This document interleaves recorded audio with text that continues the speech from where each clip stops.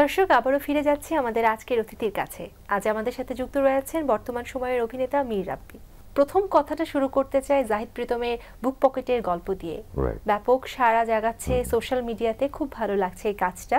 আসলে এই কাজ সম্পর্কে জানতে চাই। জাহিদ প্রীতমের ডিজাইন করা একটা স্বপ্ন বলা যায়। অনেকদিন ধরেই জাহিদ প্রীতম বলছিলেন যে একটা স্পেশাল প্রজেক্ট করতে চায় ভালোবাসা দিবসে। সেরকম করেই কথা হয়েছে প্রডিউসারের সঙ্গে। তো আমরা অনেকবার বসেছি, অনেকবার কথা বলেছি, একটু একটু করে গল্প শুনেছি, ডেভেলপ করেছি একটু একটু করে। পুরো টিমের একটা এফোর্ট, সেটা ডিরেক্টরের যে ভিশনটা থাকে সেই ভিশনের সঙ্গে যদি মিলিয়ে আমরা সবাই মিলে একটা এফোর্ট দিতে পারি এবং সেটা যদি কোনোভাবে ওয়ার্ক করে যায় তাহলে বোধহয় একটা প্রজেক্ট সাকসেসফুল হয়। তো আই থিঙ্ক বুক পকেটের গল্প সেরকম একটা এফোর্ট সবাই দিয়েছিল এবং সেটা এক ধরনের সাকসেসফুল হয়েছে। প্রথমে ভেবেছিলাম যে গল্পগুলো হয়তো হারিয়ে যাচ্ছে, কিন্তু শেষে যেভাবে আবার মিল হলো, সব গল্প একই সূত্রে গাঁথা হলো, ব্যাপারটা খুবই অন্যরকম ছিল, যে আমরা বাংলাদেশি নাটকে আগে কখনোই দেখিনি। না, কৃতিত্ব ঘুরে ফিরে ওই যে পরিচালক এবং গল্পকার জাহিদ প্রীতমের উপরেই আসবে কৃতিত্বটা, একদমই তার। সে এমনভাবে জোড়া দেবার চেষ্টা করেছেন গল্পটা যে সেখানে প্রত্যেকটা ক্যারেক্টার আবার এসে যুক্ত হচ্ছে এবং সেটা মানুষ পছন্দও করেছে। তো এটাই মনে হয় তার সার্থকতা।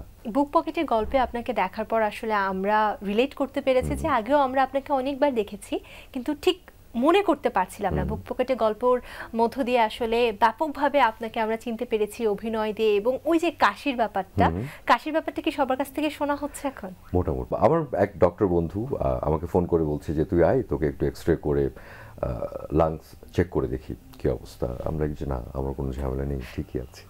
তো সেটা যদি মনে না হয় কারো কাছে যে আরোপিত, তাহলে বোধহয় সেটাই ভালো, অভিনয়ের ক্ষেত্রে ভালো। আর তবে আমি সবসময় বলছি ইদানিং যে আমাদের বাতাস অনেক দূষিত, আমাদের সিজন চেঞ্জড বলি বা বিভিন্ন ধরনের নতুন ভাইরাস আসছে বলি না কেন, আমাদের ফুসফুসের সংক্রমণ জাতীয় বিভিন্ন ধরনের অসুবিধা মানুষের দেখা দিচ্ছে। তো আমাদের সবাইকে একটু সচেতন হতেও হবে, সেটাও একটা ব্যাপার। আসলে এই যে নিজেকে পুরোপুরি বদলে ফেলেছেন, চরিত্রের ভিতরে ঢুকে গেছেন এবং এত ভালোভাবে ঢুকেছেন যে মানুষজন মনে করছে ওই চরিত্রটাই আপনার আসল চরিত্র। এটা নিশ্চয়ই মঞ্চে কাজ করার একটা অভিজ্ঞতা রয়েছে আপনার, এছাড়া তো এটা সম্ভব হয় না। সেটাই যে অন্যতম কারণ সেটা বোধহয় নয়, এটা অনেক কিছুর উপরে ডিপেন্ড করতে পারে। অনেক ক্ষেত্রে হয়তো আমি চরিত্রে ঢোকার চেষ্টা করেছি বা চরিত্রে ভীষণভাবে ছিলাম, কিন্তু সেই চরিত্রের আসলে ওই পুরো প্রোডাকশনে কোনো ইম্প্যাক্ট ছিল না, সেজন্য হয়তো মানুষ খেয়াল করেনি, বা ওই প্রোডাকশনটি হয়তো অত বেশি জনপ্রিয় হয়নি, সে কারণে খেয়াল করেনি মানুষ। নানা কারণেই হতে পারেন। আবার আমি অনেককেই চিনি যাদের মঞ্চের অভিজ্ঞতা নেই, কিন্তু তারা দুর্দান্ত অভিনয় করছেন পর্দায় এবং সেটা রপ্ত করেছেন। আবার অনেকেই আছেন যে মঞ্চে অনেক ভালো করেছেন, হয়তো অত ভালো করতে পারছেন না। পার্টিকুলারলি আমি বলতে পারবো না, কিন্তু নিশ্চয়ই জীবনযাপনে যদি মঞ্চ থাকে, অন্যান্য বিভিন্ন মাধ্যমে কাজ করার অভিজ্ঞতা থাকে, সেটা কোনো না কোনোভাবে নিশ্চয়ই ইম্প্যাক্ট ফেলে একটা মানুষের জীবনে। আপনি যে বলেন বিভিন্ন মাধ্যমে কাজ করার যদি অভিজ্ঞতা থাকে, আমরা আপনাকে রেডিওতে পেয়েছি, আমরা আপনাকে এজেন্সিতেও পেয়েছি এবং অভিনয়ে পাচ্ছি। এখন সম্ভবত সবকিছু ছেড়ে একদম পুরো অভিনয়ে ফোকাস হয়ে গেছে। আমি সোশ্যাল কমিউনিকেশন করছি মাঝে মধ্যে, সেটা একদমই নিজের সময় মিলিয়ে। আমার কেন জানি মনে হয়েছে যে যদি গল্প নিয়ে ভাবতে চাই, এই সেক্টরে কাজ করব বলে ভাবতে চাই, অভিনয় নিয়ে ভাবতে চাই, তাহলে সেখানে যে মনোযোগ দেবার, যে মনোযোগটা দিতে পারা উচিত আমার, তার জন্য বোধহয় অন্য প্রেশার ফুল টাইম মাথায় রেখে সেটা সম্ভব নয়, বা আমার দ্বারা সম্ভব নয় হয়তো। তো আমি একটু চেষ্টা করছি যে অভিনয়ের পেছনে একটু বেশি সময় দেওয়ার। সেই বেশি সময় দেওয়ার মানে এই নয় যে আমি অনেক শুটিং করছি, বেশি সময় দিতে গিয়ে বোধহয় আমি আরও বেছে কাজ করছি বা আরও কম কাজ করছি হয়তো একদিক থেকে। কারণ আমি যদি এটা পুরো করি, মানে এটা যদি আমার ফুল টাইম কাজ হয়ে থাকে বা এটা যদি আমি বেশি সময় নিয়ে করতে চাই, তাহলে বোধহয় সেটার তখন কোনটা বেছে করব না করব, কোন প্রজেক্টে আরেকটু সময় দেব না দেব, এরকম আরও অনেক ভাবনা তখন চলে আসে। সেটাই হচ্ছে আমার ক্ষেত্রে হয়তো এখন। তার মানে কি বুক পকেটে গল্প করার পর একটু চাপ অনুভব করছেন যে দর্শকদের কি দিব, কি দেখব? নিশ্চয়ই প্রত্যাশার চাপ তো একটু থাকেই, কারণ যে মানুষটি ভালোবাসা দেখাচ্ছেন সেই ভালোবাসার পরে তাকে কোনোভাবে ডিসহার্টেন করতে চায় না। খুব জনপ্রিয় হয়ে উঠেছে ওটিটি প্ল্যাটফর্মগুলো, তো ওটিটিতে কাজের ক্ষেত্রে কেমন বিবেচনা করছেন, বা আসলে সামনে যেহেতু অনেক কাজের অফার আসছে আপনার, তো কি ধরনের কাজে আমরা আপনাকে পেতে যাচ্ছি ওটিটিতে? ওটিটিতে ওটিটিতে অনেক ধরনের কাজ হচ্ছে। ওটিটি বাংলাদেশে একটা নতুন জার্নি এবং এটার প্রায় 2-3 বছরের বেশি যাত্রা শুরু হয়েছে আমাদের ওটিটিতে। ওটিটিতে আমিও বেশ কিছু কাজ করেছি। আমাকে অনেকে হয়তো ভাবতো যে আমি ওটিটিতেই বেশি কাজ করি, কিন্তু এমন কিন্তু নয় যে ওটিটিতে আমার অনেক কাজের চাপ বা অনেক কিছু হচ্ছে। আমার কাছে মনে হয় যে ওটিটি শুধু নয়, প্রত্যেকটা মাধ্যমেই কাজের মানটা ভালো করবার জন্য সবার আরেকটু সচেষ্ট হওয়া উচিত।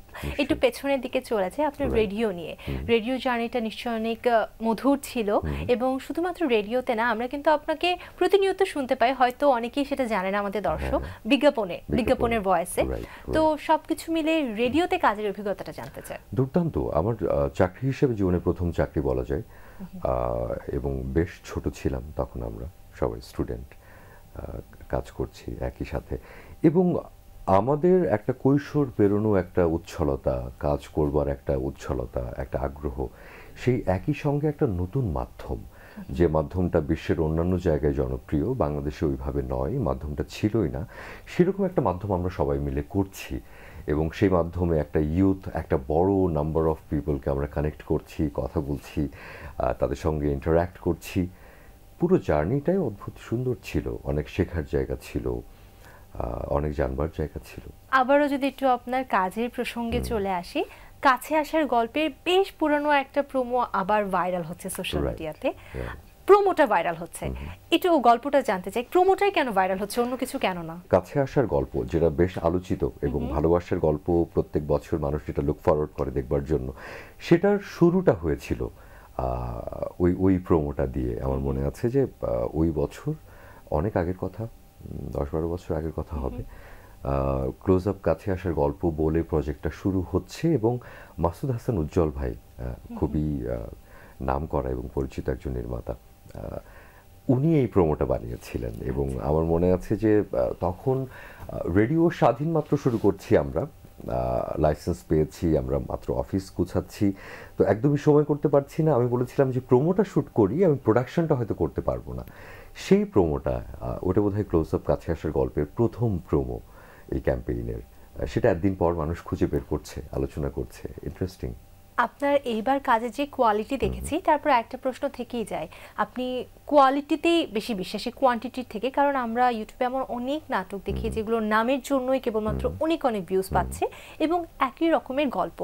বিশেষ করে আমরা এই শেষ গল্পে আপনার যে চরিত্র দেখলাম, ওসি মাহফুজ, সেই গল্পটা ছিল দুর্দান্ত, আপনার চরিত্র ছিল দুর্দান্ত। নিশ্চয়ই এরপরে আরও এই চরিত্রতে কাজ করার আরও অনেক অফার পেয়েছেন পুলিশি চরিত্রে, তো সেক্ষেত্রে কি ওই চরিত্রে আবার ব্যাক করছেন, নাকি ব্রেক নিচ্ছেন যে না অন্য কিছু?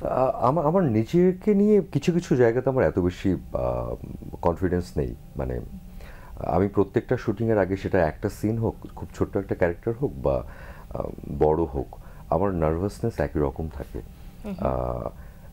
ডাবিংয়ে যাওয়ার আগ পর্যন্ত আমি জানতাম না যে ওসি মাহফুজের ডায়ালগসের পরিমাণ হয়তো একটু বেশি, বা কিছু কিছু জায়গায় প্রেজেন্স একটু বেশি। আমার সেটা শ্যুট করতে গিয়ে মনে হয়নি, পুরো জোড়া দেওয়ার পর আমার মনে হয়েছে সেটা। কিন্তু আমার নার্ভাসনেস কিন্তু একই রকম কাজ করে প্রত্যেকটা কাজে, এবং আমার মনে হয় কেন জানি যে আমি বোধহয় কাজটা করতে পারবো না, বা ক্যারেক্টারটা যেইভাবে করে তোলা উচিত সেটা হয়তো আমি ঠিকঠাক করে করতে পারছি না, এরকম একটা টেনশন আমার থাকে।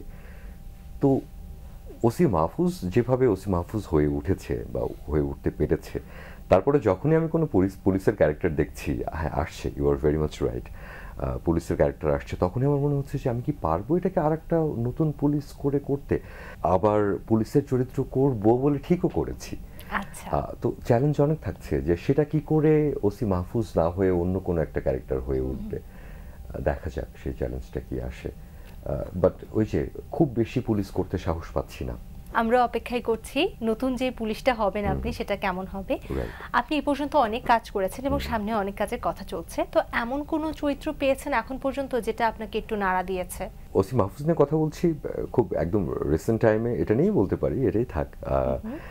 ওই যে বললাম যে প্রত্যেকটা চরিত্রেরই কোনো না কোনো ইম্প্যাক্ট থাকে, সেটা আমি পর্দায় যত ছোট সময় প্লে করে আসি না কেন, বা আমাকে মানুষ মনে রাখুক বা না রাখুক, ওখানে যদি আমার ইনভলভমেন্ট থেকে থাকে, তাহলে কোনো না কোনোভাবে আমি সেখানে আমার আত্মা দিয়ে, আমার উপস্থিতি দিয়ে, আমার সব কিছু দিয়ে, আমার সত্তা দিয়ে ট্রাই করছি একটা ক্যারেক্টার প্লে করবার জন্য। সেই চেষ্টা সব জায়গাতেই থাকে। আহ, খুব রিসেন্ট একটা কাজ করে এসেছি আমরা, বকুলের বুকে রক্ত করবি। এটা শাহরিয়ার পলক, বিজ্ঞাপন নির্মাতা, মিউজিক ভিডিও বানানোর জন্য উনি অনেক বিখ্যাত। ওনার প্রথম ফিচার ফিল্ম। সেখানে একটা ক্যারেক্টার আছে, ক্যারেক্টারের নাম হচ্ছে বিরান। আচ্ছা। তো সেই বিরান ক্যারেক্টারটা করবার পর আমার মনে হয়েছে যে আমি যেরকম করে চাই বা বিরান ক্যারেক্টারটা যেরকম করে আমি ভাবছিলাম সেটার হয়তো কাছাকাছি একটা কিছু একটা হয়েছে। দেখা যাক, সেটা মুক্তির অপেক্ষায়। আমরা অপেক্ষায়। অভিনয় জগতে আপনার আদর্শ কে, কার অভিনয় আপনি অনুসরণ করেন এবং কেন করেন? অনেকে, আমি সব ধরনের কাজ দেখি। আমি একদম রমকম থেকে শুরু করে ডার্ক কমেডি থেকে শুরু করে ড্রামা, সাসপেন্স, থ্রিলার, মানে জনরা দিয়ে ভাগ করাটা খুব মুশকিল হয়ে যায় আমার। আমি সব ধরনের কাজ দেখি এবং সব ধরনের কাজেই আমাকে কেউ না কেউ কোনো না কোনো জায়গা থেকে আমাকে অনেক ইন্সপিরেশন দেন। মানে নাম বলতে গেলে অনেক বলতে পারি আমি, সেটা মানে গ্লোব থিয়েটারের কোনো পারফর্মার হতে পারে, জন উইন্ডসরের মতো কেউ একজন, বা আমি নিশো ভাই আমাকে অনেক বেশি উৎসাহিত করেন, মোশাররফ ভাই অনেক বেশি উৎসাহিত করেন আমাকে, চঞ্চল ভাই করেন, আসাদুজ্জামান নুরি করেন, বা হুমায়ুন ফরিদি করেন, আবার রামি মালেকও করেন, অ্যান্থনি হপকিন্সও করেন, ওয়াকুইন ফিলিংসও করেন, বা লিওনার্দোও করেন। সো অনেকে আছেন, এক একটা কাজের উপর ডিপেন্ড করে। এখন উৎসাহিত হওয়া বা ভালো লাগা তো অন্য একটা ব্যাপার। সেখান থেকে আমি প্রতিনিয়ত কিছু শিখতে পারছি কিনা, সেটা জীবন বোধ হতে পারে, সেটা অ্যাক্টিং এর কৌশল হতে পারে, বা কখনো কখনো আমি কিছু শিখি না, জাস্ট মুগ্ধ হয়ে দেখি। সেটাই আমার কাছে মনে হয়, ওই মুগ্ধতাটাই অনেক বেশি গুরুত্বপূর্ণ কখনো কখনো। একটা পারফেক্ট স্কুলিং আপনার সাথে কথা বললেই বোঝা যায়, এবং পারফেক্ট স্কুলিং এর ক্ষেত্রে আমরা সব সময় স্মরণ করে থাকি থিয়েটার মঞ্চের ব্যাপারে। তো খুব ছোটবেলায় কাজ করার একটা নিশ্চয়ই আপনার অভিজ্ঞতা ছিল, যেটা আমাদের কথা হচ্ছিল, সেই সময়ের অভিজ্ঞতাটা জানতে চাই, মঞ্চে কাজ করতে কেমন লাগতো? আমার বেড়ে ওঠা ঝিনাইদহ শহরে, মফস্বল শহরে। ওখানে আমি বেশ ছোটবেলায় আমার কাজিন মামুন ভাই, ওনার হাত ধরে আমি গণশিল্পীতে প্রথম মঞ্চে কাজ করি, এবং ক্লাস 5-এ আমার প্রথম প্রসিনিয়াম শো আমি প্রথম মঞ্চস্থ করি। এরপরে শাহিনুর আলম লিটন ভাই, ওনার কথা বিশেষভাবে বলতে হয়, এই লোকটার অনেক অবদান। তার সঙ্গে দীর্ঘদিন মঞ্চে নানানভাবে কাজে সম্পৃক্ততা ছিল। সেখানে এক ধরনের সম্পৃক্ততা, যে টিম ওয়ার্ক বা সবাই মিলে কাজ করার যে একটা জায়গা, বা ভ্রাতৃত্ববোধ বলি, এক ধরনের স্কুলিং বলি, সেটার এক ধরনের চর্চার মধ্যে ছিলাম। সেটা কতটুকু এখন কাজে লাগছে বা লাগছে না সেটা বলতে পারবো না, তবে এটুকু বলতে পারি যে ওই সময়টুকু ভীষণভাবে গুরুত্বপূর্ণ আমার জীবনে। এর পাশাপাশি এজেন্সিতেও কাজ করার অভিজ্ঞতা রয়েছে। সেই কাজের ক্ষেত্রে যে মানুষের সাথে পরিচয় হয়েছিল বা যেই জিনিসগুলো শিখেছিলেন, সেগুলো কি এখন জীবনে কাজে আসছে? আমার মনে হয় যে অভিনয় এমন একটা পেশা বা এমন একটা শিল্প, সেখানে আপনার দেখা এবং জানার বাইরে, অভিজ্ঞতার বাইরে কিছু প্লে করাটা খুব দুরূহ। আমরা আমাদের কনশাস বা সাবকনশাস মাইন্ডের কোনো না কোনো জায়গা থেকে আমাদের দেখা, কোনো না কোনো অভিজ্ঞতা, কোনো কিছু শুনেছি আগে সেটা, বা আমার চাক্ষুষ অভিজ্ঞতা বা এক্সপেরিয়েন্স, সেখান থেকেই কিন্তু প্লে করতে থাকি, এর বাইরে কিছু নয়। তো সেখানে আমি এখান থেকে বের হয়ে যখন রাস্তা পার হব, তখন আশপাশে আমি কিভাবে দেখব, একটা মানুষের হেঁটে যাওয়া কিভাবে দেখব, সেটাও আমার কাছে মনে হয় কোনো না কোনোভাবে গুরুত্বপূর্ণ। দীর্ঘ সময় ধরে কাজ করছেন, কাজ করে যাবেন নিশ্চয়ই। তবে এই যে চরিত্রগুলো প্লে করছেন, এর পাশাপাশি এখন তো খুব জনপ্রিয় হয়ে গেছেন বুক পকেটের গল্পের পর। আমরা খুবই পছন্দ করেছি সেই কাজটা, দর্শক খুব ভালোবেসেছে। কিন্তু আজ থেকে 10 বছর পর নিজেকে আসলে কোন অবস্থানে আপনি দেখতে চান? অবস্থানটা ঠিক করে ফেলাটাও এক ধরনের, আমার মনে হয় যে একটা ফ্রেমের মধ্যে বন্দি করে ফেলা নিজেকে। আচ্ছা। আমি নদীর মতো বয়ে যেতে চাই সামনের দিকে, তবে যত্নশীল হতে চাই, ভালোবাসা নিয়ে কাজ করতে চাই, এবং প্রত্যেকটা কাজের প্রতি এক ধরনের আত্মিক বন্ধন তৈরি করে কাজটা করতে চাই, সেটা আমার ইচ্ছে। এবং আপনি যেটা বললেন যে এই যে দর্শকের ভালোবাসা বা জনপ্রিয়তা, এটার এক ধরনের একটা ভার আছে, কিন্তু এটার এক ধরনের দায়িত্ববোধ আছে, সেটা আরও বেড়ে যায়। যে আমি ওই দর্শককে কোনোভাবে, ওই যে আমি যেটা বলছিলাম আপনাকে, যে ডিসঅ্যাপয়েন্ট করতে চায় না, তাকে ডিসহার্টেন করতে চায় না, সেই চেষ্টাটাও আমার থাকবে, সেটা আশা করছি। আড্ডা দিতে দিতে একদম শেষ মুহূর্তে যদি দর্শকদের কিছু বলার থাকে। ভালোবাসবেন, কাজের প্রতি ভালোবাসা নিয়ে আপনারা কাজ দেখবেন, উৎসাহিত করবেন, আমার কাছে একটা ভীষণ প্রাপ্তির ব্যাপার এই যে আমার আগের কাজ বা কতদিন ধরে কাজ করছি সেটা বিবেচনা না করে বা ওই রেফারেন্স না খুঁজে একটা ক্যারেক্টার দাঁড়িয়েছে এবং সেই ক্যারেক্টারের পেছনে মানুষটাকে সেটা মানুষ খুঁজে বের করে অ্যাপ্রিসিয়েট করছে। এর চাইতে আনন্দের আর কিছু হতে পারে না আমার মনে হয়। তার জন্য ভীষণভাবে কৃতজ্ঞ সবার কাছে। এই ভালোবাসাটা আপনারা সব কাজের জন্য জারি রাখবেন, প্রত্যেকের জন্য। তাহলে আমার মনে হয় যে অন্যরা এবং আমরা সবাই অনেক উৎসাহিত বোধ করব এবং কাজের জন্য মানুষের উৎসাহ, আগ্রহ আরও বেশি, শ্রম দেওয়ার যে এক ধরনের প্রবণতা সেটা আরও বাড়বে। অনেক ধন্যবাদ ভাইয়া, আপনারা এত ব্যস্ততার ভিতরেও এসেছেন এবং আমাদের সাথে খুব মজার একটা আড্ডা দিয়েছেন। ধন্যবাদ আপনাদেরকে আমাকে ডাকবার জন্য। প্রিয় দর্শক, এতক্ষণ কথা হচ্ছিল অতিথির সঙ্গে। এবার সময় হলো বিদায় নেবার। আমাদের অনুষ্ঠান সম্পর্কে আপনার যে কোনো মতামত ও পরামর্শ জানাতে লিখুন এই ঠিকানায়। প্রযোজক দিন প্রতিদিন Banglavision, Noor tower ১১০, Bir Uttam CR Datta road, Dhaka ১২০৫। Phone ৯৬৩২০৩০-৪। আমাদের ইমেল অ্যাড্রেস dinprotidin@banglavision.tv। আল কোরআনে বলা আছে, তিনিই তোমাদের মাতৃগর্ভ থেকে ভূমিষ্ঠ করেছেন, তখন তোমরা কিছুই জানতে না। তিনি তোমাদের শ্রবণ শক্তি, দৃষ্টিশক্তি, বুদ্ধি এবং পরস্পরের প্রতি মায়া মমতা দিয়েছেন, যাতে তোমরা কৃতজ্ঞ হও। দর্শক, সবাই ভালো থাকুন, সুস্থ ও সুন্দর থাকুন। আজ সারাদিন সবার জন্য শুভ ও কল্যাণময় হোক।